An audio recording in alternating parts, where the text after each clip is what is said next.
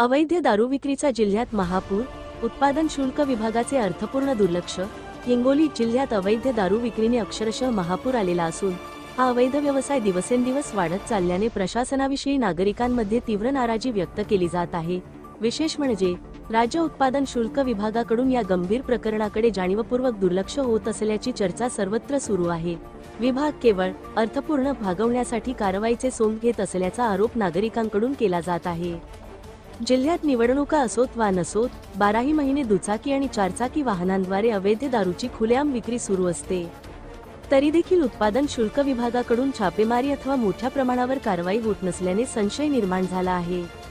आर्थिक व्यवहारातून विभागातील काही अधिकारी समाधान मानत असल्याचे बोलले जाते।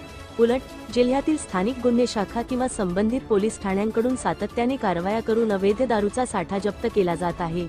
वर्षभरात पोलिसांनी कोट्यवधी रुपयांची दारू जप्त करून गुन्हे दाखल केले आहेत। मात्र राज्य उत्पादन शुल्क विभागाने मात्र एकही ठोस मोहीम राबवलेली नाही, हे वास्तव उघड झाले आहे। दारूचा वाढता महापूर आणि विभागाची निष्क्रियता पाहता राज्य उत्पादन शुल्क विभाग नेमके कोणाच्या दबावाखाली काम करत आहे, असा प्रश्न नागरिक तसेच सामाजिक कार्यकर्ते उपस्थित करत आहेत। जिल्ह्यात अवैध दारू विक्री रोखण्यासाठी प्रशासनाने तातडीने कठोर पावले उचलण्याची गरज निर्माण झाली आहे।